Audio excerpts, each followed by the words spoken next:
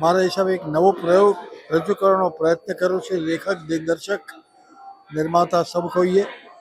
અને આ વિષય પર રજૂ કરી લોકોને એક બહુ સારું મનોરંજન માત્ર નથી, આમાં મનોમંથન પણ છે.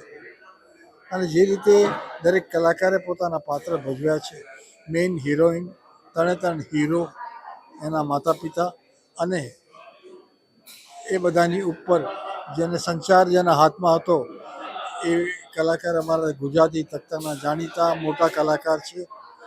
એણે ખૂબ જ સારું કામ કર્યું. અને તેમજ જેમ જેમ સીન એક પછી એક રજૂ થતા ગયા તેમ લોકોની ઉત્સુકતા વધતી ગઈ. અને ખાસ કરીને ઇન્ટરવલ પછી સ્ટોરીએ જે રીતે વળાંક લીધો અને એમાં દિગ્દર્શકે અદ્ભુત રીતે આખી ફિલ્મને પકડી રાખી, એટલી સરસ પકડ હતી કે કોઈ એમાંથી ઉઠીને જાય.